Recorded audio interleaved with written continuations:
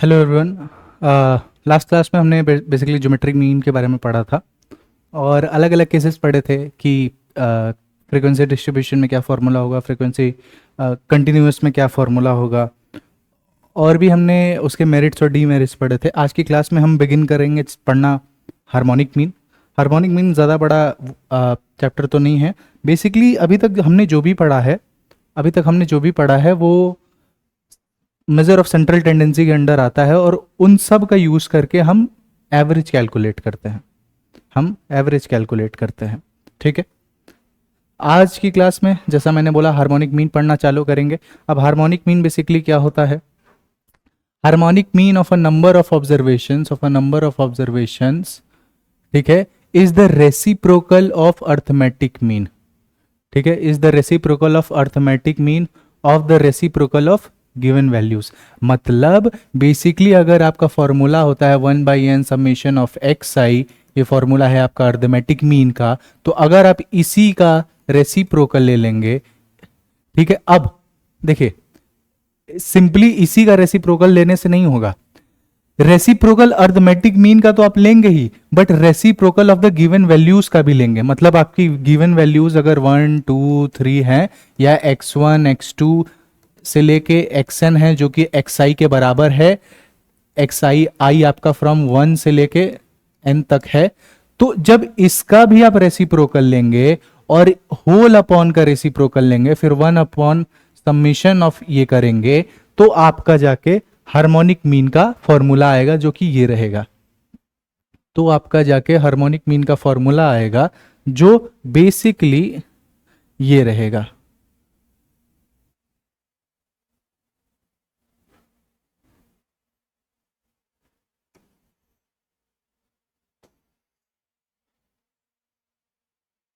ठीक है, जो बेसिकली ये रहेगा। तो मतलब आपने अर्थमेटिक मीन का तो रेसिप्रोकल लिया ही, आपने आई इक्वल टू 1 से लेके n, इसका तो रेसिप्रोकल लिया ही, प्लस जो आपके इंडिविजुअल वैल्यूज थे उनका भी आपने रेसिप्रोकल लिया। तो आपको क्या मिला? Harmonic mean that is represented by h। तो हम लिख सकते हैं क्या? हार्मोनिक टॉपिक डाल के हम उसमें लिख सकते हैं हार्मोनिक मीन। ठीक है, हार्मोनिक मीन। अब हार्मोनिक में हम क्या लिख सकते हैं? It is the reciprocal of arithmetic,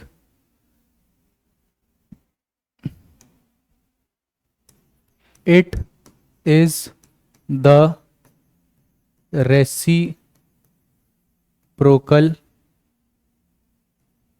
of arithmetic mean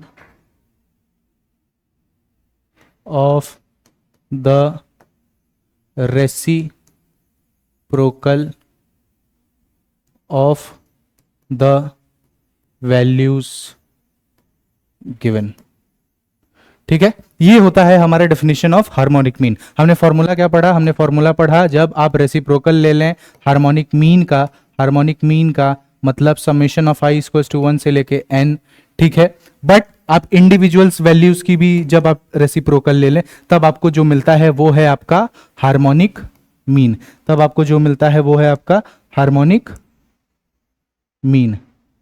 ठीक है, जो आपको मिलता है वो है आपका हार्मोनिक मीन। ठीक है, आगे बढ़े। ठीक है, समझ आया? ये तो बेसिकली जब आपके पास n नंबर ऑफ ऑब्जर्वेशन है, मतलब x1 से लेके xn तक है। ये किस केस में था? यहां मैं लिख देता हूं, इन the case of n observations. In case of n observations. ठीक है, in case of n observations. ठीक है, आगे बढ़े। अब दूसरा केस जो आता है बेसिकली वो हमारा है दूसरा केस आता है in case of frequency distribution. मतलब पहले जो हमने पढ़ा वो एक्सआई था, लेकिन जो अब हम पढ़ेंगे उसमें एक्सआई भी रहेगा, एफआई भी रहेगा। ठीक है, in case of frequency distribution. तो दूसरा जो केस है, इन केस ऑफ फ्रीक्वेंसी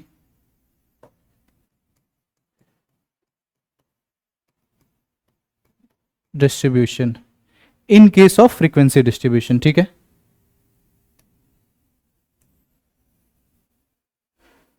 समझ आया?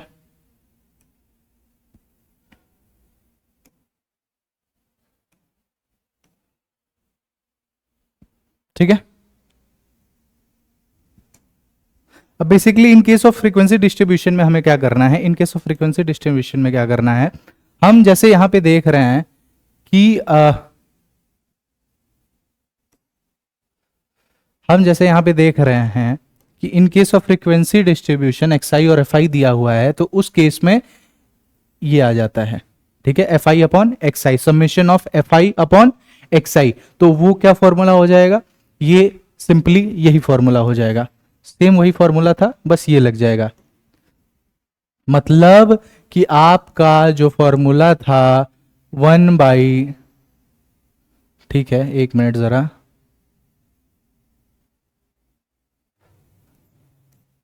One upon 1/n summation i equals to 1 से लेके n स्मॉल n, ठीक है, वो हो जाएगा अब F i upon x I, 1 upon summation of f आई और एक्स आई। किस केस में, जब आपको एक्स आई दिया हो और एफ आई दिया हो।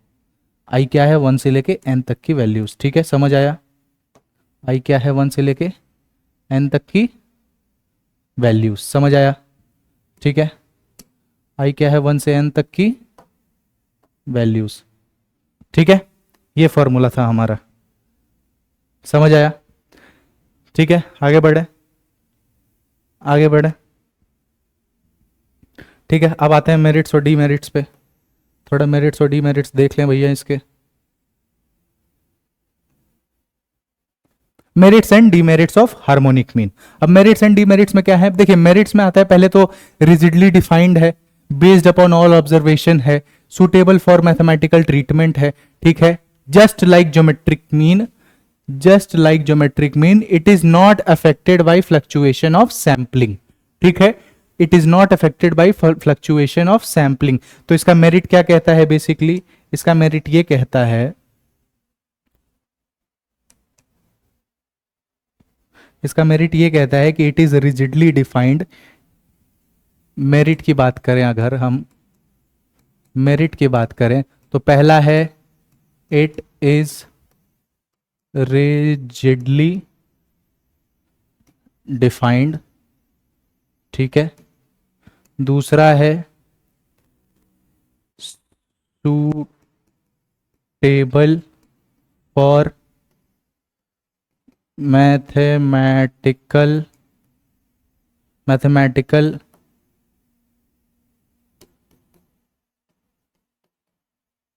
Treatment.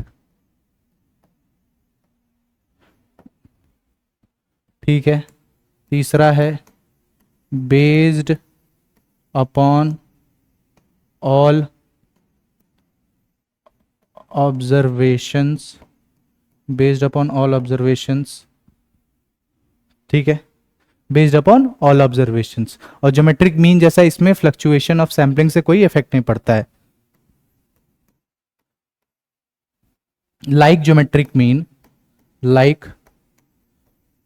Geometric mean, harmonic mean is not affected by the fluctuation of sampling. अगर सैम्पलिंग में कोई फ्लक्चुएशन है तो उस पर कोई इफेक्ट नहीं पड़ेगा।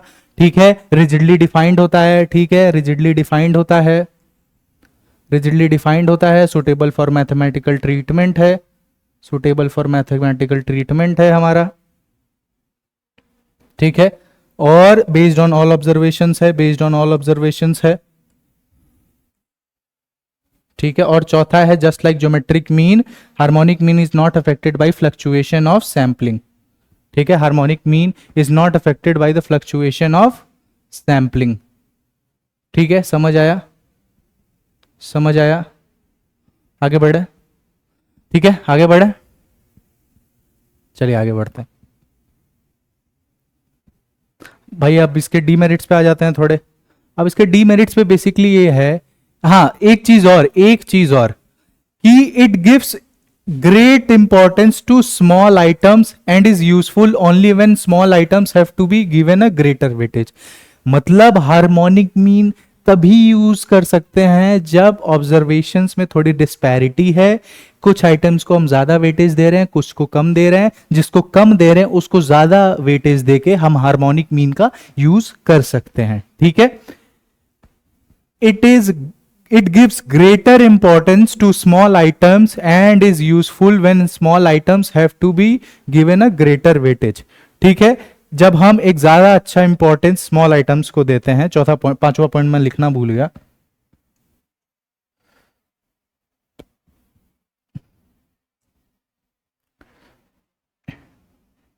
इट गिव्स, पांचवा पॉइंट है हमारा, it gives greater importance to the, it gives greater importance to the small items, ठीक है, it gives greater importance to the small items that is giving weightage, that is giving weightage to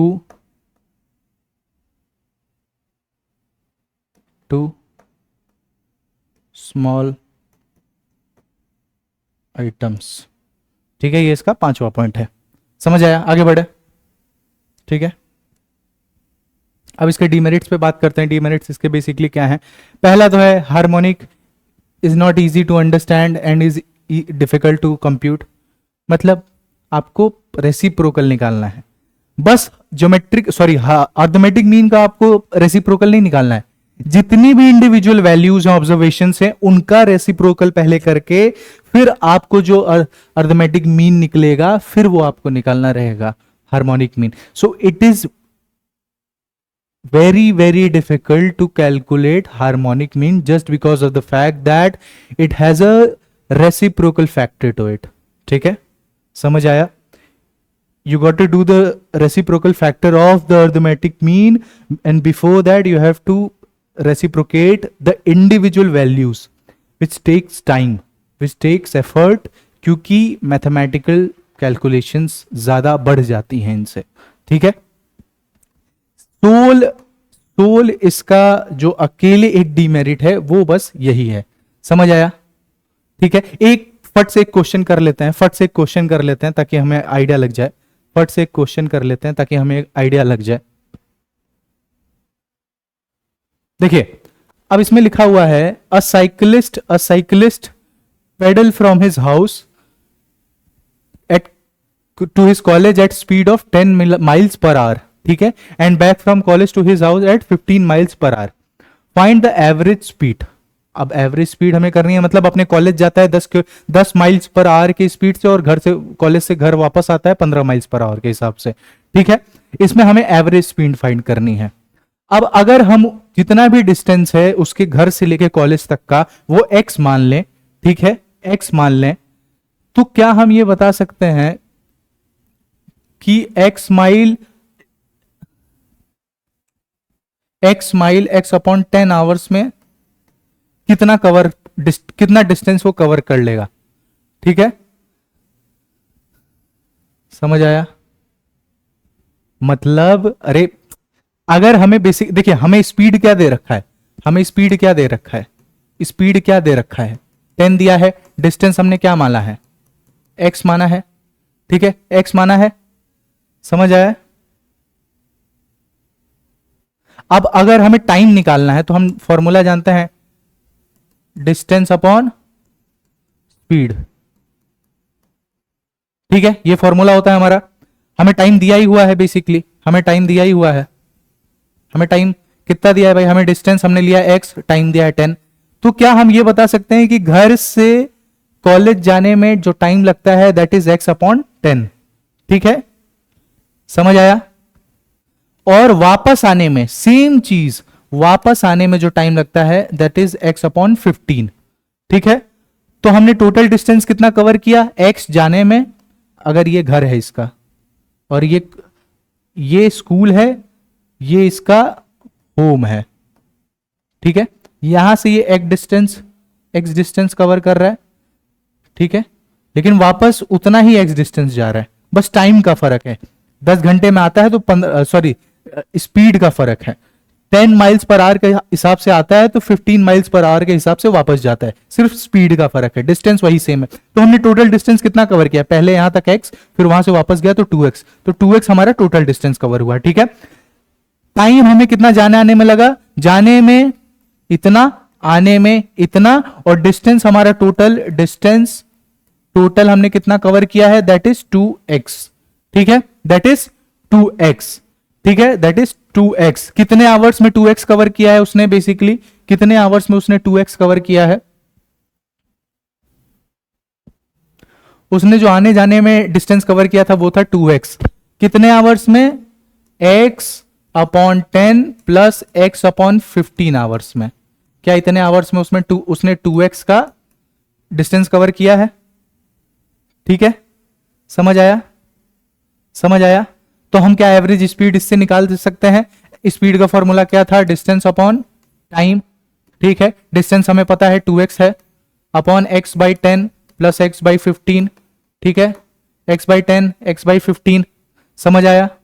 ये ऊपर बचेगा 2, नीचे आएगा 1 upon 10 plus 1 upon 15 आएगा, जो कि हमारा 12 माइल्स पर आवर के हिसाब से आंसर आएगा, ठीक है, 12 माइल्स पर आवर आंसर आएगा। ये है हमारा क्या, ये हमारा एवरेज स्पीड, ये है हमारा एवरेज स्पीड, ठीक है। इसको सॉल्व किया, ठीक है,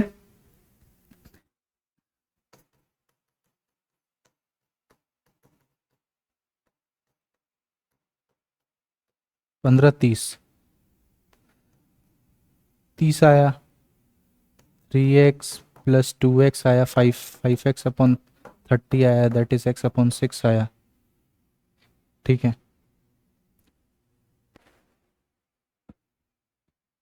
इसमें से अगर 2x अपॉन x अपॉन 10 है प्लस x अपॉन 15 है, अगर नीचे से x कॉमन ले लें, नीचे से x कॉमन ले लें तो क्या बचेगा, 1 अपॉन 10 प्लस 1 अपॉन 15, ये x से ये x कट गया, ये x से ये x कट गया, ठीक है। तो हमारे पास क्या बचा, 2 upon 1 upon 10 plus 1 upon 15, 2 upon 1 upon 10 plus 1 upon 15, हमारे पास ये बचा, ठीक है। अब इसको सॉल्व करें तो बेसिकली क्या होगा, इसको सॉल्व करेंगे तो नीचे हमारा 30 आएगा,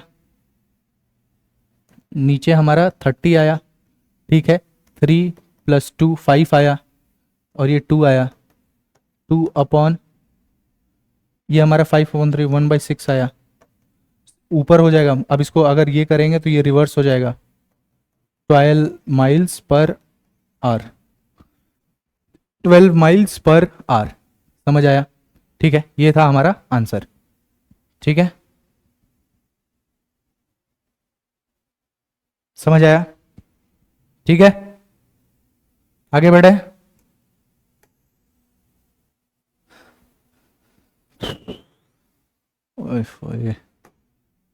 अब यही आगे बोल रहा है बेसिकली कि अगर आपको ये अर्थमेटिक मीन, एक एवरेज स्पीड नहीं, एवरेज स्पीड क्या बोला था, एवरेज स्पीड क्या बोला था, 10 माइल्स पर आवर और 15 माइल्स पर आवर, ठीक है। In the case of average speed is given by harmonic mean of 10 15 and not by arithmetic mean, तो हम बेसिकली ये फॉर्मूले का यूज करेंगे जब भी हमें अर्थमेटिक मीन को हार्मोनिक मीन में दिया रहेगा, ठीक है। In the case of average speed, जब हार्मोनिक मीन में दिया है, अर्थमेटिक मीन में नहीं दिया है, तो हम उस केस में एवरेज स्पीड इस फॉर्मूला से कंप्यूट करेंगे, जो कि फॉर्मूला है हमेशा N by summation on 1/v, 1/v। ठीक है, समझ आया? ठीक है, आगे बढ़े, आगे बढ़े। अब weighted harmonic mean, weighted harmonic mean. अब वेटेड हार्मोनिक मीन क्या होता है? अब instead of constant distance being travelled with varying speed, let us now suppose that different distance S1 से लेके Sn are travelled with different speed V1 से लेके Vn तक। In the case of the average speed is given by weighted harmonic mean of the speed, the weight being the corresponding distance traveled by। basically इसमें क्या कह रहा है कि पहले हम डिस्टेंस फिक्स्ड मान लेते थे, ठीक है, और स्पीड को वेरी कराते थे। अब हम डिस्टेंस को वेरी करा रहे हैं, मतलब डिफरेंट डिस्टेंसेस मान रहे हैं S1 से लेके Sn तक, और डिफरेंट स्पीड मान रहे हैं S1 से V1 से लेके Vn तक, ठीक है। और एवरेज स्पीड हमारा वेटेड हार्मोनिक मीन के टर्म्स में दिया जा रहा है, ठीक है। उस केस में हम कैसे निकालेंगे? उस केस में जो हमारा टोटल डिस्टेंस रहेगा summation of S upon summation of S upon V, मतलब जो टोटल जो हमारा ओवरऑल डिस्टेंस रहेगा अपॉन ओवरऑल जो V रहेगा उसका समेशन, तो ये हमारा एवरेज स्पीड देगा in case of weighted harmonic mean, in case of weighted harmonic mean, ठीक है। देख लीजिए जरा,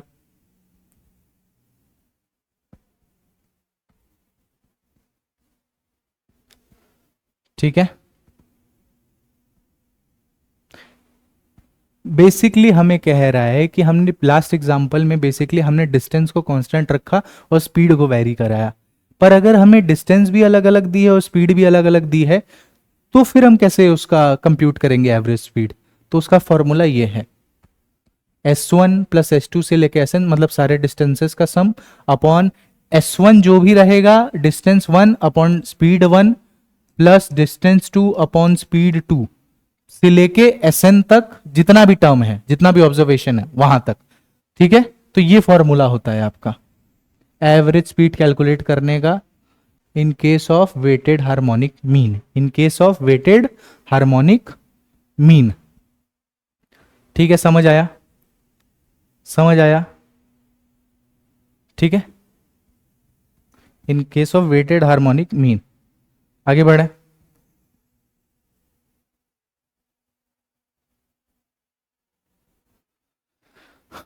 अब जैसे बेसिकली ये थोड़ा एक क्वेश्चन देख लेते हैं हम। ये क्वेश्चन देखिए, इसको जरा नोट करिए, इस क्वेश्चन को पहले, इसको जरा नोट करिए, इस क्वेश्चन को पहले, ठीक है। इस क्वेश्चन को नोट कर लिया, आगे बढ़े, क्वेश्चन पढ़े। You can take a trip which entails travelling 900 kilometre by train at an average speed of 6 kilometre per hour. मतलब आप एक जर्नी पे हैं जो 900 किलोमीटर की है बाई ट्रेन, जिसकी एवरेज स्पीड है उस ट्रेन की 60 किलोमीटर पर आवर। 3000 किलोमीटर आपको कवर करना है, ठीक है। हाँ sorry, 3000 kilometre by boat at an average of 25 kilometre and 400 kilometre by plane at average of 350 kilometre per hour, and finally 1.5 kilometre by taxi at speed of 25 kilometre per hour. What is the average speed of your entire distance? मतलब आप travel कर रहे हैं जिसमें आप 900 kilometre तो train से travel कर रहे हैं, जिस ट्रेन की स्पीड है 60 किलोमीटर पर आवर, ट्रेन की स्पीड है 60 किलोमीटर पर आवर। फिर 3000 किलोमीटर आप बोट से ट्रैवल कर रहे हैं जिसकी स्पीड है 25 किलोमीटर पर आवर। फिर 400 किलोमीटर आप ट्रैवल कर रहे हैं बाई प्लेन जिसकी स्पीड है 350 किलोमीटर पर आवर। फिर फाइनली लास्ट में आप 1.5 किलोमीटर ट्रैवल कर रहे हैं बाई टैक्सी जिसकी स्पीड है 25 kilometre per hour. Then what is your average speed for the entire distance? ठीक है, 900, 3000, 400 और 1.5 किलोमीटर, इन सब को मिला के कितनी आपकी एवरेज स्पीड आ रही है जब आप अलग अलग तरीकों से बेसिकली ट्रैवल कर रहे हैं, ठीक है, और अलग अलग स्पीड पे आप ट्रैवल कर रहे हैं, ठीक है। हमने जस्ट अभी फॉर्मूला पढ़ा। अब देखिए इसमें क्या है कि डिस्टेंसेस भी अलग अलग हैं, स्पीड भी अलग अलग है, तो समेशन ऑफ एस अपॉन वो पढ़ा था। पर अगर हमने बेसिकली इसमें वेटेड हार्मोनिक मीन का यूज किया है तो उसका फॉर्मूला ये हो जाता है, उसका फॉर्मूला ये हो जाता है, ठीक है। अब मैं जैसे बताता हूं, अगर हम डिस्टेंसेस को एक वेट देते हैं, मतलब उसको डब्लू मान लें, डिस्टेंसेस को डब्लू मान लें, ये सारे डिस्टेंस है, 15 किलोमीटर है वो, सॉरी ये 15 किलोमीटर है, तो इसको डिस्टेंसेस को डब्लू मान लें और स्पीड को हम एक्स मान लें, तो ये फॉर्मूला तो हमने पढ़ा ही है, ठीक है, ये फॉर्मूला तो हमने पढ़ा ही है, ठीक है।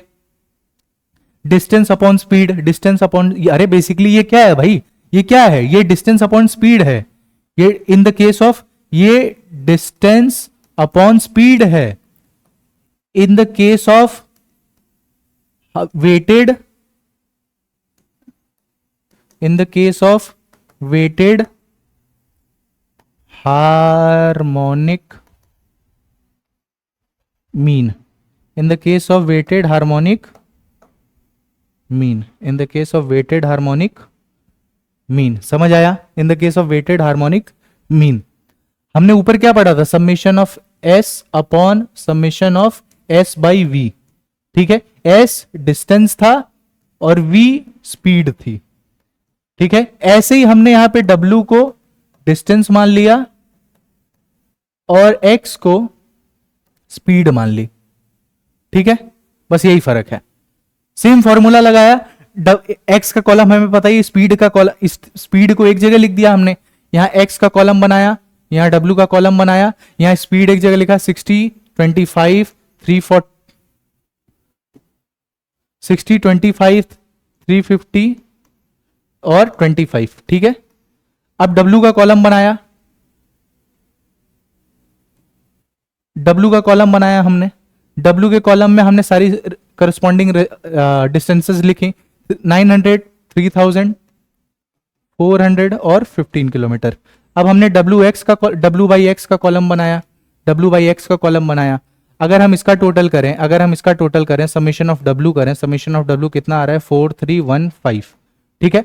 अब हमने W बाई एक्स का कॉलम बनाया, बेसिकली हमने W बाई एक्स का कॉलम बनाया, मतलब इसको इससे डिवाइड करने का, तो पहला आ रहा है 15, दूसरा आ रहा है 120, तीसरा आ रहा है 1.43, चौथा आ रहा है 0.60, और फिर इसका अगर हमने समेशन किया W बाई एक्स का, तो वो आ रहा है हमारा 137.03, 137.03, 137.03, ठीक है, ये आ रहा है, ठीक है। इस हमारे पास समेशन ऑफ W आ गया और summation of W by x आ गया, सिंपली उस फॉर्मूले में रख दिया, ये इतना आंसर आ गया, ठीक है। आगे बढ़े, चले।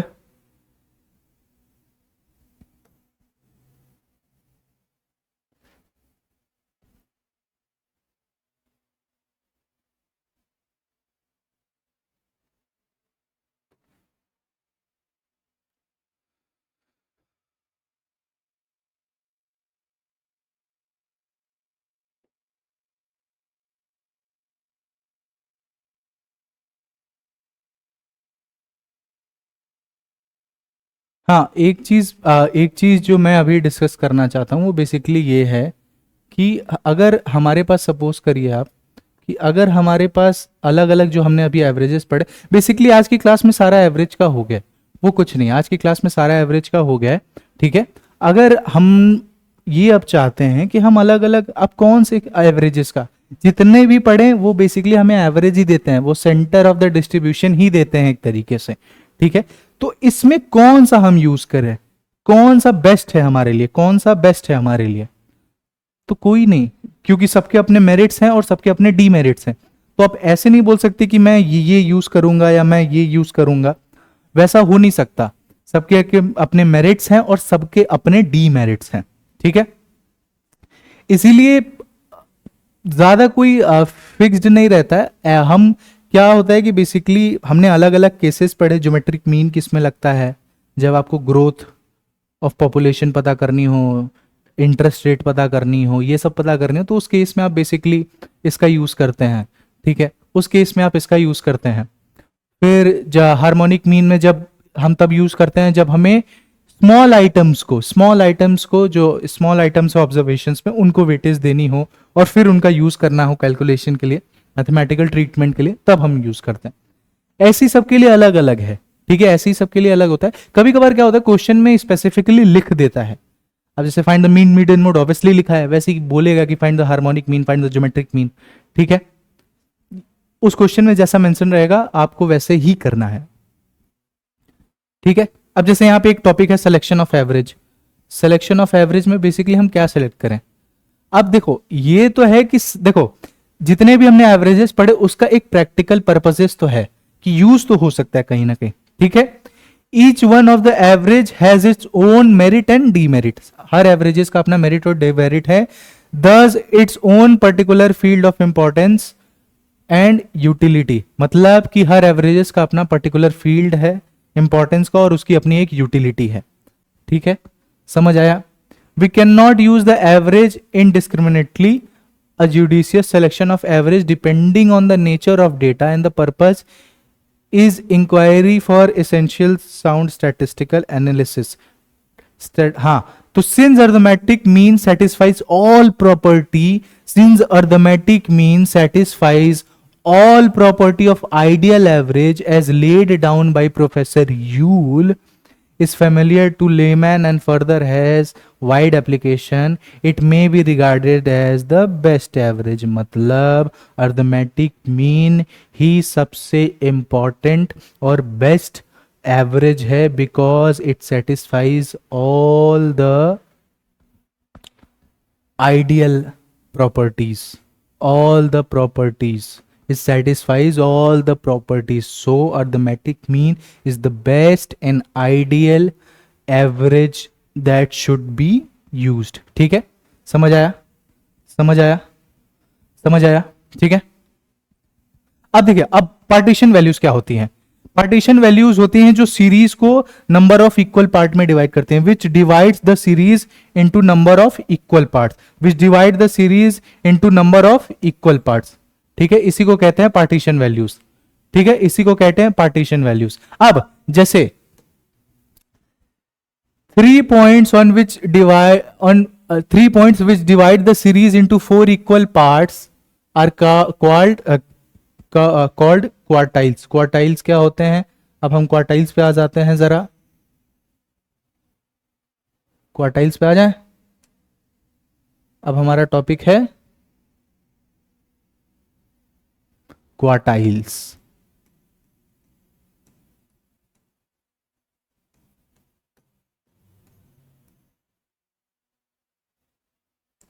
ठीक है, 3 points which divide the series into 4 equal parts is called quartile।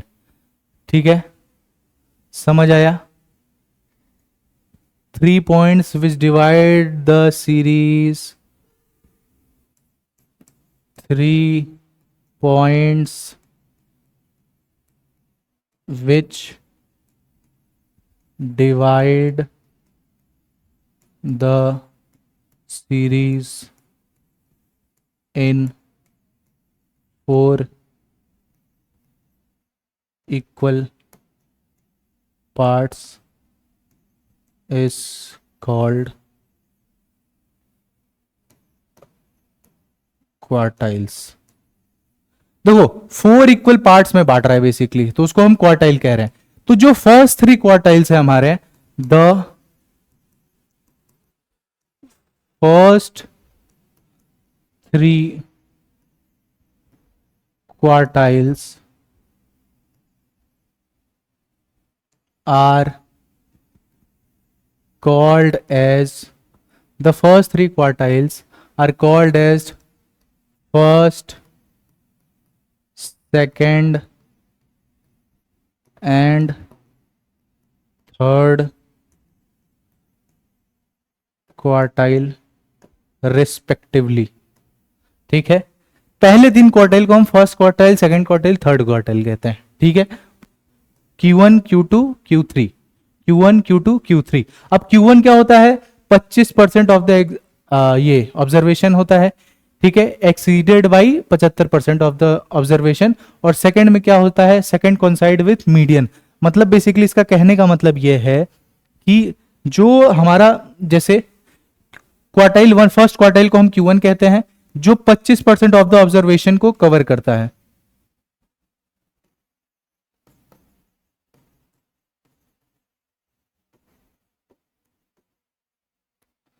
Q2 50% of the observation, इसको क्या कहते हैं, कोइंसाइड्स विद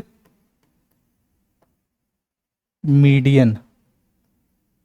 मीडियन के जैसा भी है ये, ठीक है, मतलब मीडियन जैसे आधे में बांट देता है डेटा को, it divides the observations into 2 equal parts, वैसे ही सेम क्वार्टाइल 2 भी करता है, सेकंड क्वार्टाइल करता है। थर्ड 75% ऑफ द ऑब्जर्वेशन, ठीक है, समझ आया, ठीक है।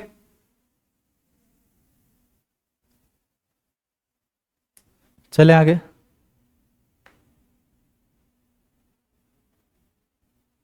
ठीक है,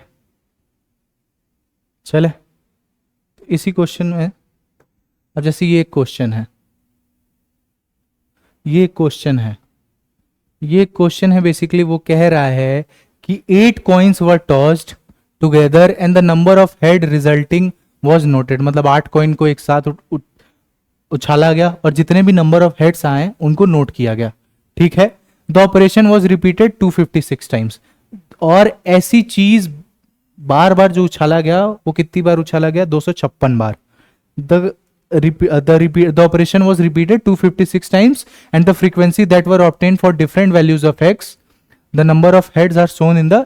अब हाँ, अब देखिए भाई, अब इसमें कह रहा है कि 8 कॉइन एक साथ उछाले गए और जितने भी नंबर ऑफ हेड्स उन 8 कॉइन्स पे आए उनको नोट किया गया। और ये कॉइन्स कितनी बार उछाले गए, 256 टाइम्स, ठीक है, 256 टाइम्स, ठीक है। और जो हमारा फ्रीक्वेंसी था वो किसके बराबर है, वो नंबर ऑफ हेड्स के बराबर है। जितनी भी नंबर ऑफ हेड्स आई हैं 256 टाइम्स में, वो हमारी फ्रीक्वेंसी है, ठीक है। अब कह रहे हैं calculate median, quartile and 27th percentile. अब मीडियन और क्वार्टाइल ही बेसिकली पहले करते हैं। तो हमारा ये है, नंबर ऑफ हेड एक बार भी नहीं, उसकी फ्रीक्वेंसी 1।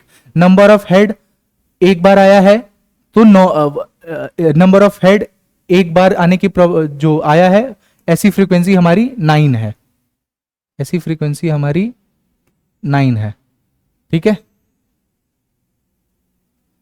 ऐसी फ्रीक्वेंसी हमारी 9 है।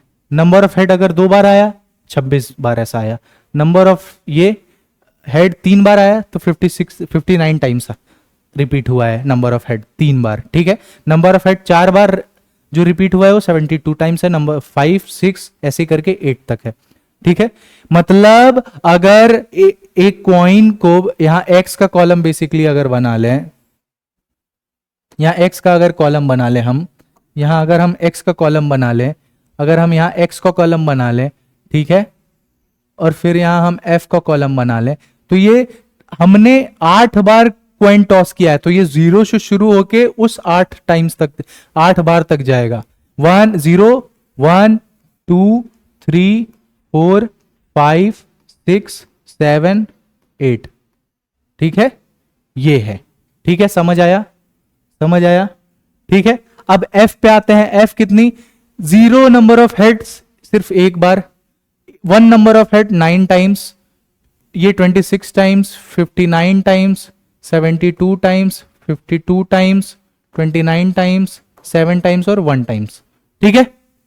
अब हम इसी से CF निकाल सकते हैं। मीडियन हमें निकालना है, बोला है find the median and quartile, तो पहले मीडियन निकाल रहे हैं, तो उसके लिए हमें CF कैलकुलेट करना होगा।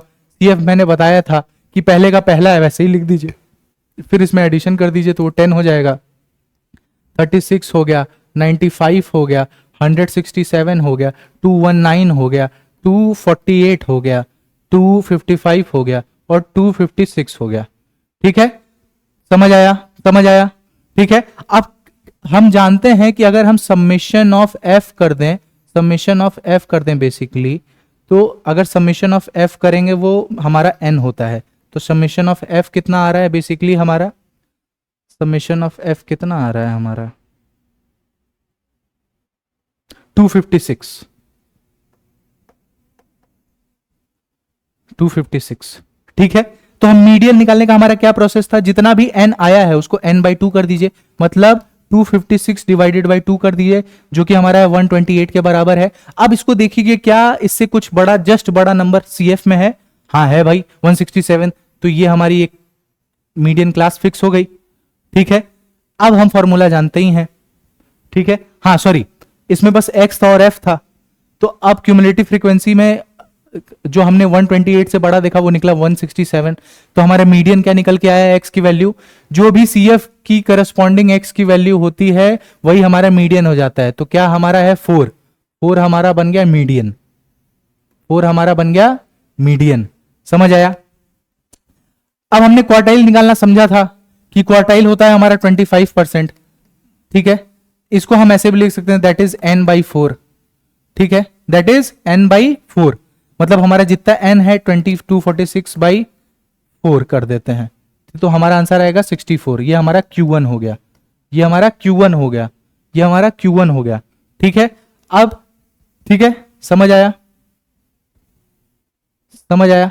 अब ऐसे ही Q1 हमने निकाल लिया, तो फिर CF वाली ही वैल्यू में देखेंगे कि 64 से जस्ट बड़ा क्या है, वो है 95, 95 है, तो फिर अब हमारा क्या हो जाएगा मीडियन, हमारा मीडियन हो जाएगा, हमारा मीडियन हो जाएगा corresponding value of CF that is 3। मतलब आप पहले Q1 कैलकुलेट करिए, Q1 होता है 25% ऑफ द ऑब्जर्वेशन, मतलब n अगर ऑब्जर्वेशन है उसका 25% को अगर फ्रैक्शन में लिखें तो n बाई 4। ठीक है, जितनी भी n आया है उसको 4 से डिवाइड कर दीजिए, Q1 आ जाएगा। Q1 को फिर CF में देखिए, Q1 को CF में देखिए, Q1 को CF में देखने के बाद आपको जो जस्ट वैल्यू मिल रही है बड़ी, उससे फिर उससे करस्पॉन्डिंग x की वैल्यू देखिए। यहां हमें Q1 से जस्ट बड़ी वैल्यू 95 मिल रही थी, 95 से हमने जस्ट बड़ी करस्पॉन्डिंग x की वैल्यू देखी तो हमें मीडियन मिला 3। ऐसे ही अगर हम Q3 निकालने, Q2 निकालने जाएं,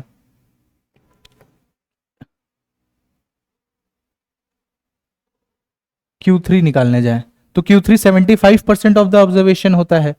ठीक है, मतलब 3n बाई 4, इसका फॉर्मूला ये होता है 3 इंटू 256 बाई 4, तो ये हमारा आता है निकल के 192, 192। अब CF में देखिए 192 से जस्ट बड़ी वैल्यू क्या है, 219, 219, तो उसकी करस्पॉन्डिंग वैल्यू हमारी मीडियन हो गई। 219 है, 219 के x की वैल्यू क्या है, वो है हमारी कितनी है 5, तो हमारा मीडियन क्या हो गया, हमारा मीडियन क्या हो गया 5 हो गया, दैट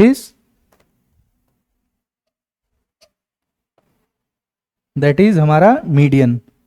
समझ आया? दैट इज हमारा मीडियन। ठीक है, समझ आया?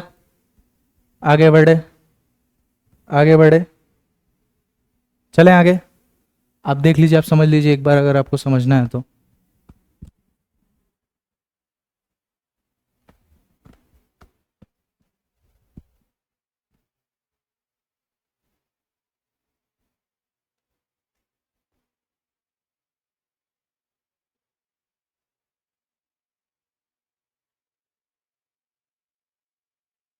ठीक है, आगे बढ़े।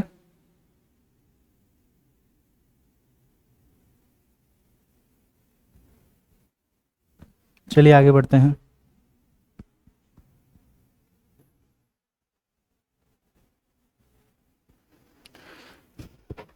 अब हम क्वार्टाइल को कैसे ग्राफिकली लोकेट कर सकते हैं, पार्टीशन वैल्यूज को कैसे ग्राफिकली लोकेट कर सकते हैं।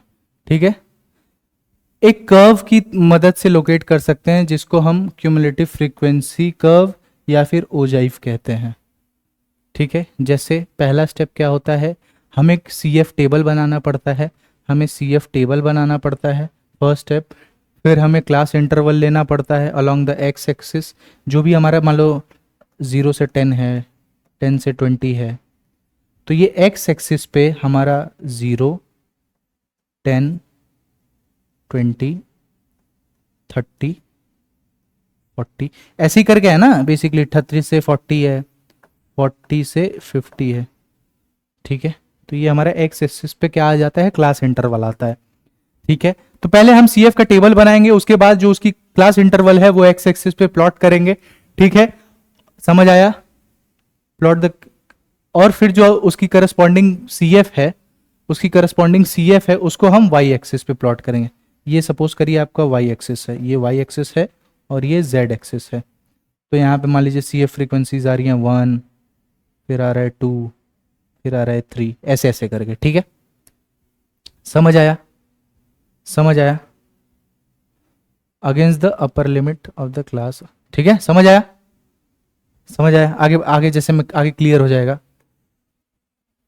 अब जैसे इसका बनाना है, draw the cumulative frequency curve for the following distribution. ये कंटिन्यूअस क्लास इंटरवल वाला है, 0 से 10, 10 से 20 ऐसे करके, फिर उसकी फ्रीक्वेंसीज दी है, ये हमें इंटरवल दिया हुआ है, ये उसकी फ्रीक्वेंसीज दी है, ठीक है। अब क्या हम इसका सी एफ निकाल सकते हैं, क्या हम इसका सी एफ निकाल सकते हैं, बिल्कुल निकाल सकते हैं।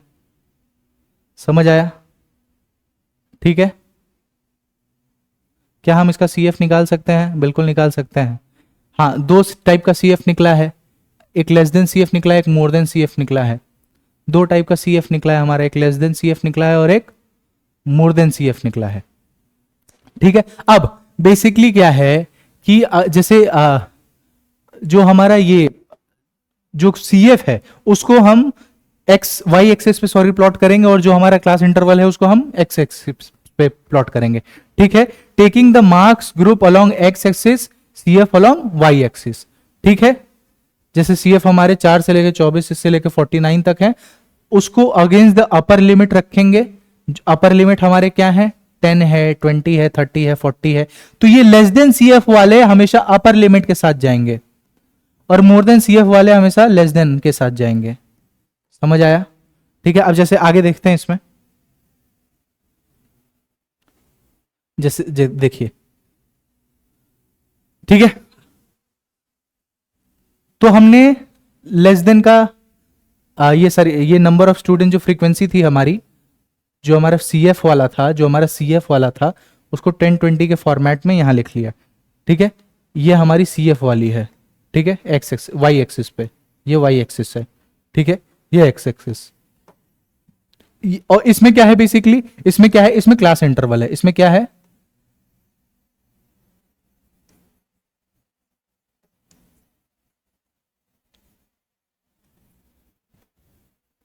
क्लास इंटरवल है, इसमें क्लास इंटरवल है इस एक्सिस पे, उस पे नंबर ऑफ स्टूडेंट है, ठीक है। अब 4 और इसकी लेस बिगर फ्रीक्वेंसी 10, ठीक है, 4 और इसकी बिगर फ्रीक्वेंसी 10, ठीक है। तो ऐसे ही पूरा करके हमने ये प्लॉट कर दिया है।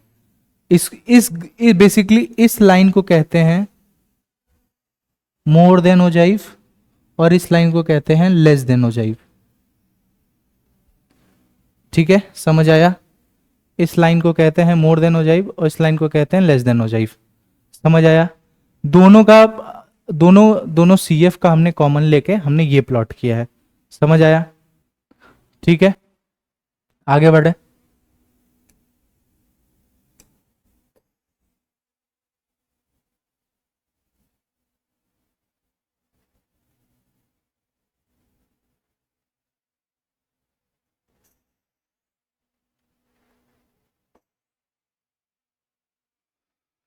ठीक है, अब हमारा ये जो चैप्टर था बेसिकली वो खत्म हो चुका है। हमने मेजर ऑफ सेंट्रल टेंडेंसी पढ़ ली है, अब हमें कुछ पढ़ना बाकी नहीं रह गया है, ठीक है। तो हमें जितना पढ़ना था मेजर ऑफ सेंट्रल टेंडेंसी में mean, median, mode, geometric mean और हार्मोनिक मीन हम पढ़ चुके हैं, सारे उसके मेरिट्स डीमेरिट्स, ठीक है।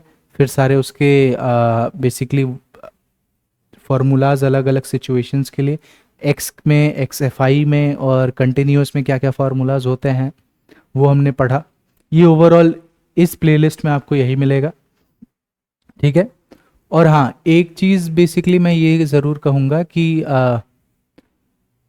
जैसे हमने अभी पढ़ा एवरेजेस इन सब का यूज़ एवरेज कैलकुलेट करने में आता है, इन सब का यूज़ एवरेज कैलकुलेट करने में आता है।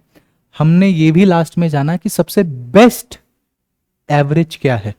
तो जो कंक्लूजन निकल के आया वो सबसे बेस्ट एवरेज ये है बेसिकली कि जितना भी हम अलग अलग प्रॉपर्टीज जो हम कंसिडर करना चाहते हैं, जो आइडियल होती हैं बेस्ट एवरेज के लिए, वो एक ही एवरेज था जो सेटिस्फाई कर रहा था, वो है हमारा बेसिकली अर्थमेटिक मीन। तो अर्थमेटिक मीन सारी प्रॉपर्टीज को सेटिस्फाई कर रहा था, इसीलिए जो हमारा बेस्ट एवरेज था वो अर्थमेटिक मीन बना। फिर हमने क्वार्टाइल लास्ट में अभी पढ़ा, क्वार्टाइल Q1 25% मतलब n/4, Q2 50% n/2, Q3 75% 3n/4, ये फॉर्मूलाज हैं उसके। ठीक है, Q1 Q2 Q3 निकालने के बाद आप उसी CF से करस्पॉन्डिंग x की वैल्यू निकालते हो। समझ आया? ये सब प्रॉपर्टीज थी। मेजर ऑफ सेंट्रल टेंडेंसी यहां खत्म होता है। ठीक है, इस पे क्वेश्चंस करिए। कंसेप्ट मैंने पूरे समझा दिए, अलग अलग फॉर्मूलाज किस सिचुएशन में क्या हो सकता है वो समझा दिया आपको। इस पे क्वेश्चन करते रहिए और अगली क्लास में फिर से मिलेंगे नए टॉपिक के साथ, मेजर ऑफ डिस्पर्जन जिसमें स्क्यूनेस का ठीक है उस और क्या क्या टॉपिक बाकी है, मेजर ऑफ स्क्यूनेस बाकी है, मेजर ऑफ कर्टोसिस बाकी है। ठीक है, तो उस क्लास में मिलेंगे हम।